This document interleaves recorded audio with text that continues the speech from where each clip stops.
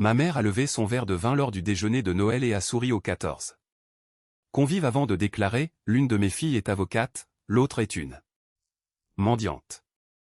La table a explosé de rire. La mendiante, c'était moi. Pas parce que j'étais fauché, ni parce que j'avais besoin de son argent, mais parce qu'elle avait passé des années à apprendre à tout le monde à me mépriser. Alors, j'ai souri, j'ai fait passer le plat de gratinois dauphinois et j'ai attendu. 20 minutes plus tard, maman s'est levée pour faire à nouveau l'éloge de Claire. Cette fois, j'ai posé ma fourchette et j'ai posé une seule question. Le visage de Claire est devenu livide. La main de maman s'est figée sur son verre. Et c'est là que j'ai compris que son mensonge le plus cruel n'avait jamais porté sur moi. Je m'appelle Camille Leroy. J'avais 38 ans lors de ce Noël. Et, malgré ce que ma mère aimait insinuer, je payais mon propre loyer à Paris. J'achetais mes propres courses et je ne lui avais jamais demandé un centime pour régler une facture car je travaillais comme artisan fleuriste. Pour ma mère, Béatrice, cela se résumait à une chose, un petit boulot précaire. Elle pouvait regarder une arche de mariage de 4 mètres couverte de roses blanches et d'eucalyptus, entendre une mariée pleurer de joie parce que c'était exactement ce qu'elle avait imaginé, et continuer à appeler mon travail « ton petit truc ». Avec les fleurs. Claire était différente. Ma sœur aînée avait 42 ans, elle était avocate, et elle était le genre de fille que ma mère présentait. Avant même que le dessert ne soit servi. Elle est dans le droit, cette phrase ouvrait toutes les portes pour maman. Mon métier, lui, nécessitait toujours une explication. En grandissant, j'ai appris la différence très tôt. Quand j'avais 17 ans, j'ai gagné un prix d'art plastique au lycée. Rien de grandiose, juste un diplôme avec mon nom calligraphié et un ruban bleu agrafé. Dans un coin. Je l'ai rapporté à la maison dans une pochette plastifiée pour ne pas le froisser. Maman coupait des pommes sur le plan de travail de la cuisine. Quand je lui ai montré, elle l'a regardé peut-être 3 secondes avant de dire « C'est bien, ma puce ».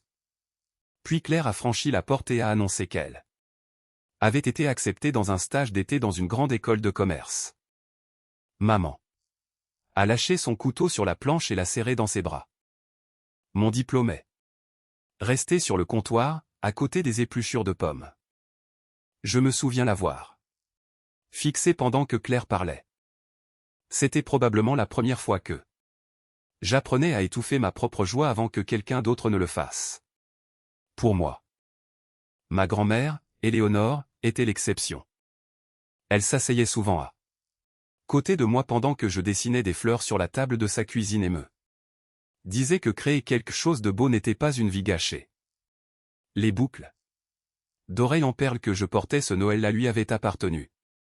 Après ça, mort, je les avais gardées pour les jours où j'avais besoin de sentir qu'au moins une personne de ma famille m'avait compris un jour. Mon père, Robert, comprenait assez pour adoucir les choses parfois, mais il est mort quelques années avant cette histoire. Après cela, maman n'a plus eu personne pour contester ces comparaisons. Claire avait la carrière, j'avais le passe-temps. Claire avait de l'ambition, moi je me cherchais. Mon appartement était mignon, mon travail était créatif, chaque compliment était assorti d'un plafond de verre. 3 jours avant Noël, maman a appelé pour confirmer ma venue. Avant de raccrocher, elle a ajouté « Habille-toi bien, Claire arrive. » Directement du cabinet en ville. J'ai regardé les perles sur ma commode. Même à ce moment-là, avant que quiconque ne lève son verre, je savais exactement quelle fille ma mère voulait mettre en avant. 2 semaines avant Noël, j'étais en train de piquer des roses blanches dans un centre de table à l'atelier quand une femme nommée Rebecca Cole est entrée pour chercher des fleurs pour un dîner d'affaires. Elle avait la cinquantaine, un tailleur impeccable, une voix calme. Le genre de personne qui remarque tout sans fixer. Nous avons commencé à discuter pendant que j'emballais la composition. Lorsqu'elle m'a demandé si j'avais des frères et sœurs, j'ai mentionné Claire. Ma sœur est avocate. Rebecca a marqué une pause. Claire Leroy. J'ai acquiescé. Quelque chose a changé dans son expression. Je croyais qu'elle avait quitté son cabinet plus tôt cette année. Mes mains se sont arrêtées sur le ruban. Non, elle y est. Toujours. C'était du moins ce que maman racontait à tout le monde. Rebecca s'est immédiatement rétractée. Je me trompe peut-être. Ce que je sais professionnellement ne m'appartient pas. Puis elle a ajouté plus bas, mais certaines choses sont publiques. Cette phrase m'a poursuivi jusqu'à la maison. Je m'en voulais un peu de faire des recherches. C'était mesquin au début, comme si je cherchais une preuve que Claire n'était pas parfaite, mais ce que j'ai trouvé ne m'a pas apporté de satisfaction. C'était troublant. Claire avait quitté son cabinet presque 6 mois plus tôt. À peu près au même moment. Le cabinet avait fait l'objet d'un audit interne concernant des pratiques de facturation douteuse, des honoraires contestés s'élevant à environ 2 cents. 1000 €. Rien de ce que j'ai trouvé ne prouvait que Claire avait commis un délit, rien ne disait qu'elle avait été inculpée, mais son départ avait eu lieu pendant l'audit et maman n'en avait jamais dit un mot. La semaine précédente. Encore, elle avait dit à ma tante Carole que Claire était plus occupée que jamais. J'ai fermé mon ordinateur. Peut-être que Claire avait honte. Peut-être qu'elle avait besoin de temps. Je comprenais cela mieux que quiconque. Ce que je ne comprenais pas, c'était le mensonge. Quelques jours plus tard, ma cousine Jenna m'a envoyé un SMS, on peut se voir juste toutes les deux? Nous sommes assises dans un café de quartier où la machine à expresso sifflait toutes les 2 minutes et où personne ne se souciait de notre famille. Jenna a à peine touché à son café, puis elle a déverrouillé son téléphone. Il y a quelque chose que j'aurais dû te montrer il y a longtemps. C'était une conversation de groupe familial. Une discussion dont je ne faisais pas partie. Il y avait des moqueries sur mon appartement, des photos de mes compositions florales avec des commentaires sur ma face créative. Claire y participait. Maman réagissait. Avec des émojis qui rient. Ça a fait mal. Mais ensuite Jenna a fait défiler les messages. J'ai vu un message de Claire remerciant maman de l'avoir aidé pour son loyer. Puis un autre de maman demandant à tout le monde de ne pas mentionner la situation professionnelle de Claire à Noël. J'ai levé les yeux. Depuis quand maman l'aide-t-elle? Jenna a dégluti. Depuis mai. J'ai fixé l'écran. Maman avait passé des mois à me traiter d'instable tout en payant discrètement le loyer de Claire. Et soudain, avant même qu'elle ne prononce le mot mendiante, j'ai su exactement d'où venait cette plaisanterie. Ce soir-là, je me suis assise sur le bord de mon lit avec les captures d'écran de Jenna ouvertes sur mon téléphone et j'ai senti quelque chose en moi devenir étrangement calme. Pas victorieuse, pas soulagée, juste calme. Le fait que Claire ait besoin d'aide ne me rendait pas heureuse. Au contraire, cela rendait toute cette mise en scène encore plus laide. Elle avait passé des années à être la fille qui ne trébuche jamais, celle que maman exposait comme la preuve que notre famille avait tout réussi. Je pouvais presque comprendre pourquoi Claire avait caché ce qui s'était passé. Ce que je ne pouvais pas comprendre, c'était maman. Depuis mai, elle aidait Claire pour son loyer et ses factures. Depuis mai, elle savait que Claire ne menait plus la vie brillante qu'elle décrivait à tout le monde. Et pendant ces mêmes mois, elle m'avait demandé quand j'allais enfin trouver quelque chose de plus stable.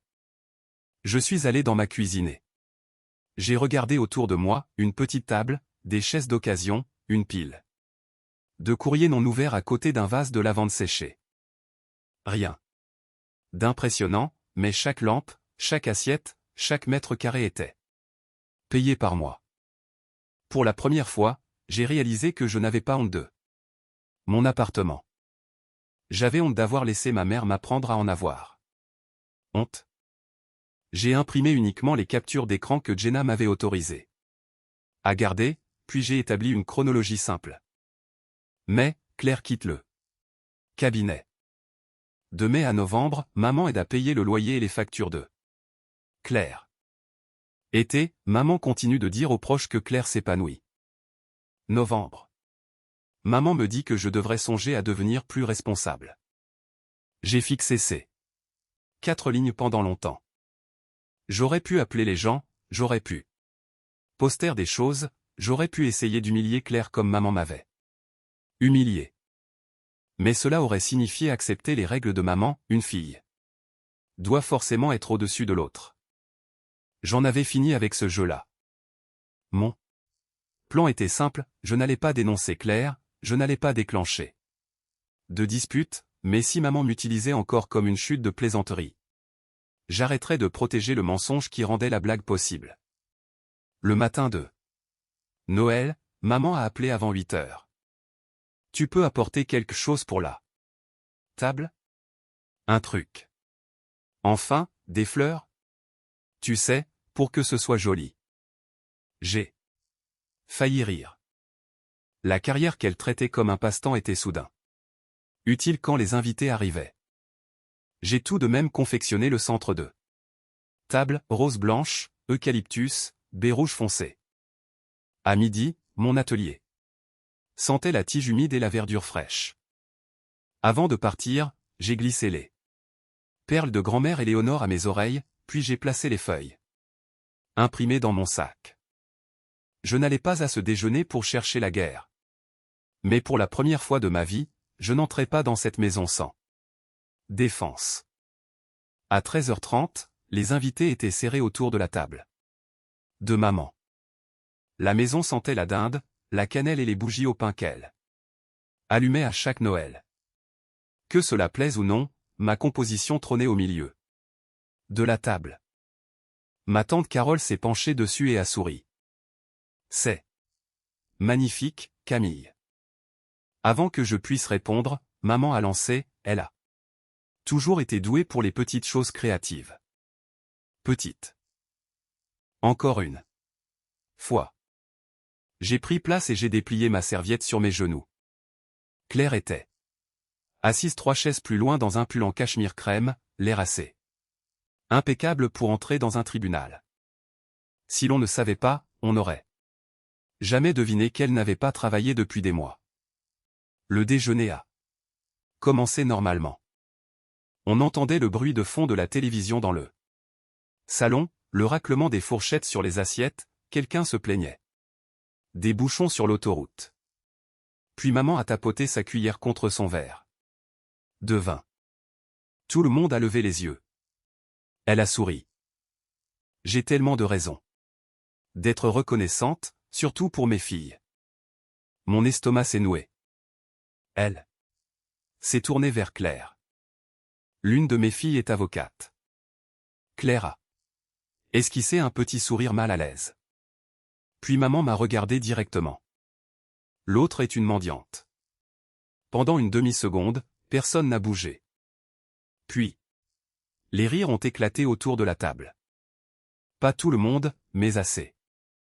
Un oncle a ri dans sa serviette, quelqu'un au bout de la table a murmuré « Oh, Béatrice ». Maman riait plus fort que tous. « Oh, allez, Camille sait que je plaisante ». J'ai senti la chaleur monter dans mon cou. Mes doigts se sont serrés sur ma fourchette. Tout en moi voulait hurler. Au lieu de cela, j'ai souri. Bien sûr. Maman. Les rires se sont apaisés. Le déjeuner a continué, mais pas pour moi. Je mâchais de la dinde sans en sentir le goût et j'écoutais les gens parler autour de moi comme si de rien n'était. 20 minutes plus tard, le dessert est arrivé, une bûche de Noël et du café. Mon oncle David a demandé à Claire comment se passait le travail. Claire a ouvert la bouche, mais maman l'a coupée. Ne parlons pas boulot aujourd'hui, elle travaille déjà trop comme ça. Claire a fixé son assiette. C'est à ce moment-là que quelque chose en moi s'est apaisé. Pas une explosion, mais un calme définitif. Maman s'est levée à nouveau et a levé son verre. Un dernier toast, dit-elle, à notre brillante avocate. J'ai posé ma fourchette. Le bruit fut léger, mais Claire l'a entendu, tout comme maman. Je l'ai regardée. Si je suis la mendiante, maman, pourquoi est-ce toi qui paie le loyer de Claire depuis le mois de mai? Un silence. Un vrai silence de plomb. J'entendais le cliquetis de la cafetière dans la cuisine.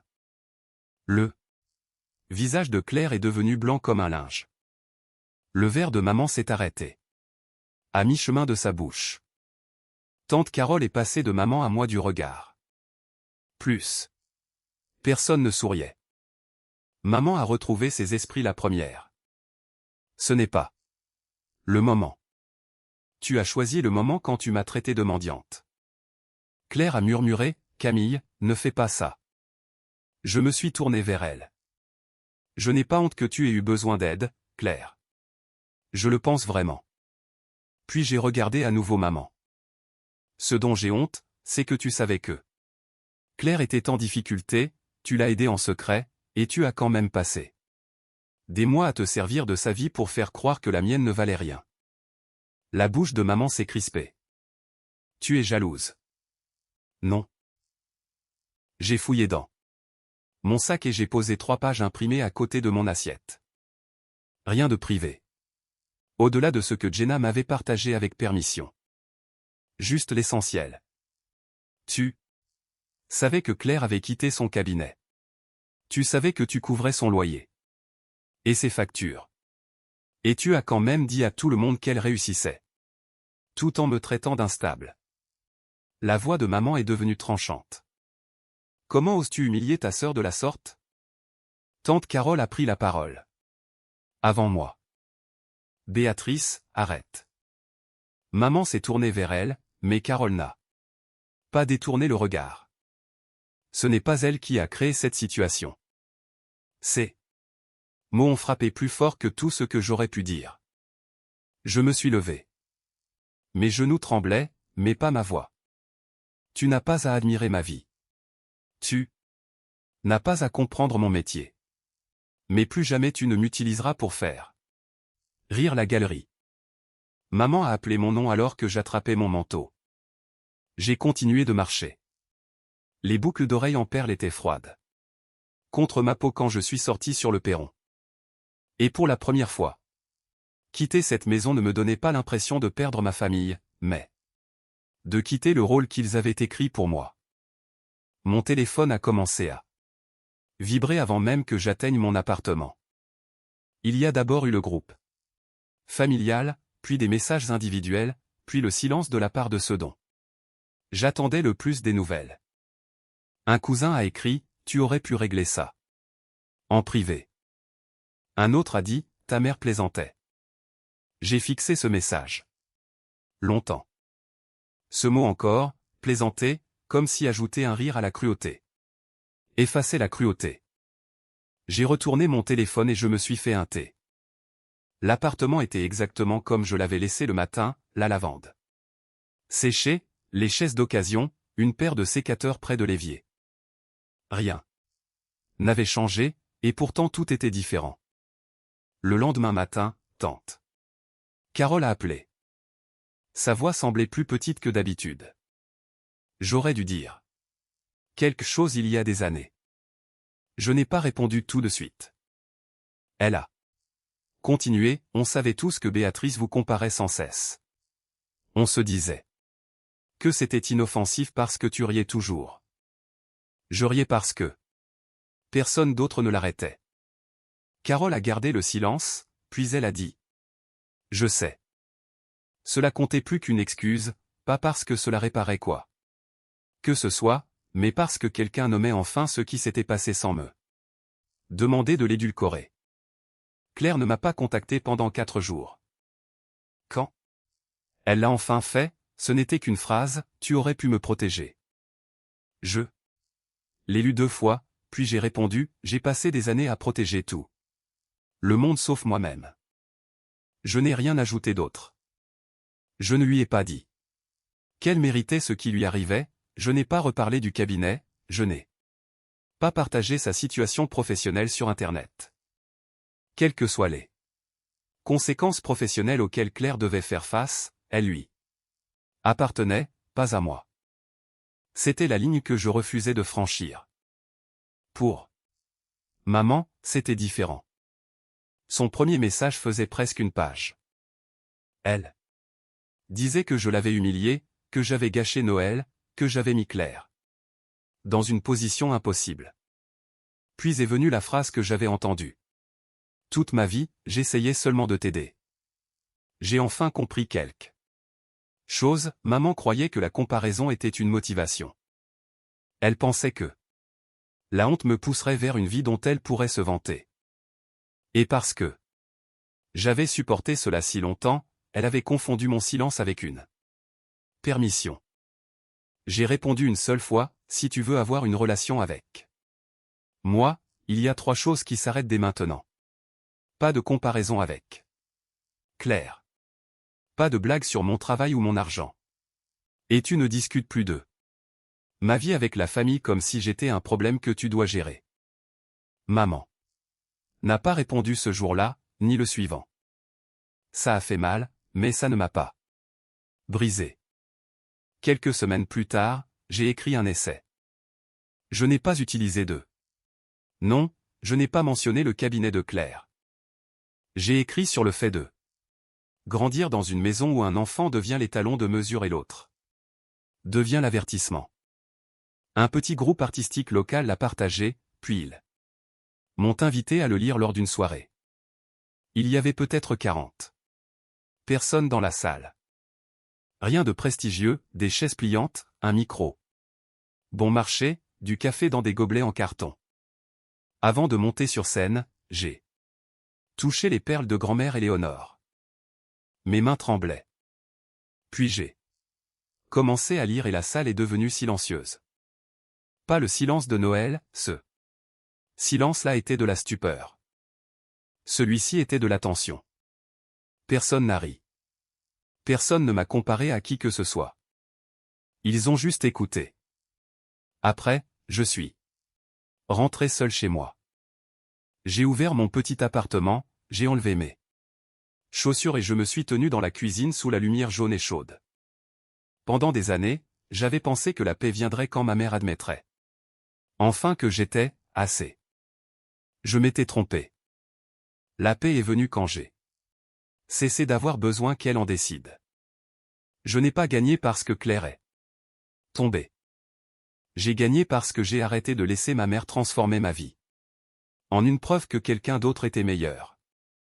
Parfois, l'amour familial s'en mêle avec le contrôle, la comparaison et la honte. Fixer une limite ne fait pas de vous quelqu'un de cruel. Parfois, c'est la première chose honnête que vous faites pour vous-même. Je porte toujours les perles de grand-mère Éléonore.